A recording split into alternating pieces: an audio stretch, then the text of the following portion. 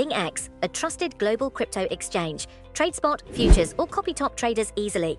Sign up via the link or referral code to get 30 USDT instantly, plus up to 1,500 USDT in bonuses for verification, deposit, and trading. The political landscape of Australia is mourning the loss of a formidable figure. Richo Richardson, a former New South Wales senator and a pivotal powerbroker within the Labor Party, has passed away at the age of 76. The announcement of his death came on Saturday morning, marking the end of an era for many who navigated the complex currents of Australian politics during his influential years. Richardson, who served as a senator for New South Wales from 1983 to 1994, had been contending with significant health challenges for several years, a battle he had been facing since being first diagnosed with cancer over a quarter of a century ago. Richardson's rise through the ranks of the Labor Party was meteoric and marked by an early mastery of political strategy. At the tender age of 27, he ascended to the position of NSW Labor's General Secretary, a time when internal party dynamics were notoriously intense, sometimes even described as rife with violence. His election as a senator for NSW in 1983, a pivotal election that ushered in the Bob Hawke government, saw him enter federal politics at just 33 years old. Following the 1987 federal election, Richardson was appointed Minister for the Environment, later taking on significant portfolios within the cabinet, including Minister for Sport and Minister for Social Security. His influence extended beyond mere ministerial duties. He was widely regarded as a key architect in the seismic political shift of 1991, which saw Paul Keating replace Bob Hawke as Prime Minister. Throughout his distinguished career, Richardson was synonymous with strategic maneuvering and a relentless pursuit of objectives, earning him a reputation as a ruthless powerbroker, particularly within the right faction of the Labor Party. His formidable reputation as a party enforcer led to him being unofficially dubbed the Minister for Kneecaps. Esteemed political contemporaries offered stark characterizations of Richardson.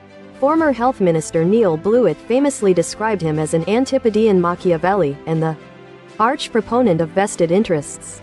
Similarly, former Foreign Minister Gareth Evans reflected on Richardson's approach, noting that his willingness to do whatever it takes was not always conducive to good, principled government. This philosophy was so deeply ingrained that it became the title of Richardson's autobiography, published in 1994, the same year he resigned from the Senate. Whatever it takes. Richardson's career, while impactful, was not without its controversies. Despite being embroiled in numerous scandals, he was never formally convicted of any wrongdoing. He did, however, face scrutiny from two royal commissions, one examining party donations and another addressing allegations of sexual misconduct on a boat in Sydney Harbour, which were later recanted. The 1991 Marshall Islands affair, which alleged Richardson leveraged his ministerial position to benefit a cousin, ultimately precipitated his resignation from cabinet. He subsequently spent the remainder of his parliamentary tenure on the backbench. Further public attention arose in 1994 concerning alleged links to a prostitution ring, and in 2008, a settlement was reached with the tax office regarding an undisclosed Swiss bank account.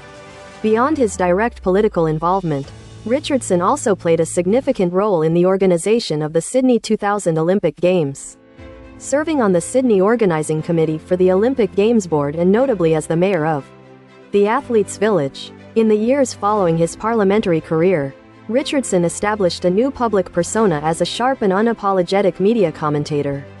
Known for his firebrand style, his influence and controversial methods were the subject of a 1996 book by journalist Marion Wilkinson, titled The Fixer. Wilkinson's assessment painted a vivid picture of Richardson's political modus operandi. He was not a politician who believed in the rigid lines of black and white. He operated between those lines. He would say, if it wasn't going to put him in jail, it wasn't wrong. It was this attitude, too, that gave Richardson the winning edge. But it also brought his political career to the brink of disaster on more than one occasion. In recognition of his contributions, though perhaps a nod to his complex legacy, Richardson was appointed an Officer of the Order of Australia in 2020. He was married twice and is survived by his children. His passing leaves a void in the annals of Australian political history. prompting reflection on a career that undeniably shaped the nation's recent past. Further details are expected as tributes continue to pour in.